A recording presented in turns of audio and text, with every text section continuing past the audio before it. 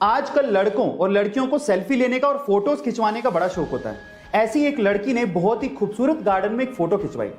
जब वो वापस घर आई और उसने फोटो को दोबारा देखा तो फोटो तो बहुत अमेजिंग थी, लेकिन उसमें एक गड़बड़ हो गई। उसमें एक माली जो कि पौधों को पानी दे रहा था वो भी आ गया।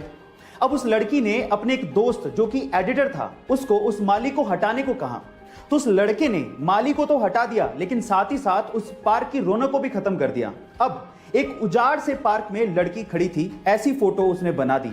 अब ऐसा करके उसने एक शानदार मैसेज देने की कोशिश की। गाइस, आपको इससे क्या सीख मिली चैट सेक्शन में जरूर लिखिएगा।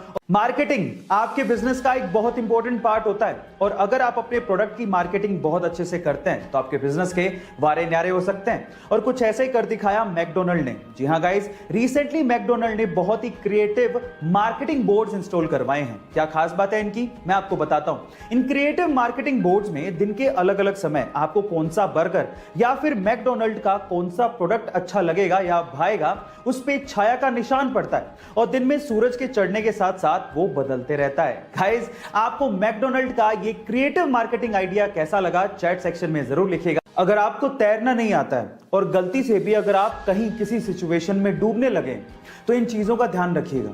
सबसे पहले घबराइएगा मत, क्योंकि जब आप घबराने लगते हैं तो मांसपेशियां ज्यादा ऑक्सीजन खींचने लगती हैं, जिससे ऑक्सीजन की कमी हो सकती है और इस सिचुएशन में ये आपके लिए खतरनाक हो सकता है। नंबर 2, अपने सिर को ऊपर रखें और सामान्य तरीके से सांस लें। फेफड़ों में जब हवा जाती है तो वो आपको तैरने में भी मदद करती है। एंड नंबर 3, गाइस, अपने शरीर को खड़ा रखने की बजाय लेटाएं और अपने सिर को पीछे की तरफ रखें, और फिर धीरे धीरे अपने पैर चलाएं और किनारे की तरफ बढ़ने की कोशिश करें। इस तरह से आप डूबने से बच सकते हैं। गाइस, आप में से बहुत सारे लोग हेल्थ कॉन्शियस होंगे और उसके लिए वो सुबह शाम जॉगिंग भी करते होंगे, लेकिन पूरी दुनिया में एक देश ऐसा है जहां पर जॉगिंग करना गैर कानूनी है। इसका मतलब यह है कि अगर आप जॉगिंग करते पकड़े गए तो आप लोगों को जेल में डाल दिया जाएगा। जी हां, और वो देश है पूर्वी अफ्रीका का बुरुंडी देश, जहां के राष्ट्रपति ने सन 2014 में जॉगिंग को गैर कानूनी करार दे दिया था, और उसके पीछे की वजह यह बताई थी कि जॉगिंग की आड़ में बहुत सारे लोग असामाजिक गतिविधियां करते हैं। आपका इसके बारे में क्या ख्याल है चैट सेक्शन में लिखना मत भूलिएगा। गाइस, अगर आप एरोप्लेन पे ट्रैवल किए हो तो आपको ये पता ही होगा कि बहुत सारी चीजें एरोप्लेन में अलाउड नहीं होती, और उन्हीं में से एक है मर्क्यूरी वाला थर्मोमीटर। जी हाँ, मर्क्यूरी वाला ये पुराना थर्मोमीटर आप एरोप्लेन में नहीं लेके जा सकते।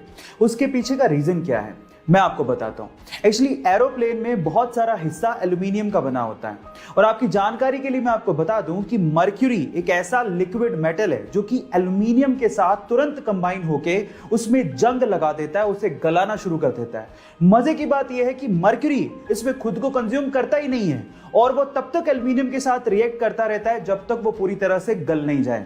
अब आप सोच ही लीजिए कि अगर मर्क्यूरी का एक छोटा सा बूंद भी एरोप्लेन में गिर गया तो क्या हालात होंगे। अगर आप मेरी तरह फुटबॉल के दीवाने हैं तो फुटबॉल का एक बहुत ही ओल्ड और बहुत ही प्रेस्टिजियस अवार्ड है जिसका नाम है फीफा बैलोन d'Or अवार्ड।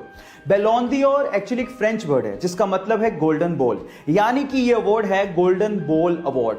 और मजे की बात यह है कि 2007 के बाद से इस अवार्ड को लगभग 2 ही खिलाड़ी जीतते आए हैं, और वो 2 महान खिलाड़ी हैं Cristiano Ronaldo and Lionel Messi.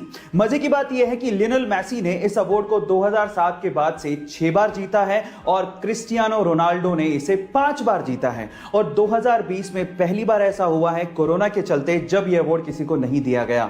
Guys, ऐसे ही इंटरेस्टिंग फैक्ट्स के लिए YouTube पे हमारे चैनल को सब्सक्राइब कर लीजिए, और अगर आप इंस्टाग्राम पे देख रहे हैं तो मुझे फॉलो करना मत भूलिएगा। मिलते हैं अगली वीडियो में।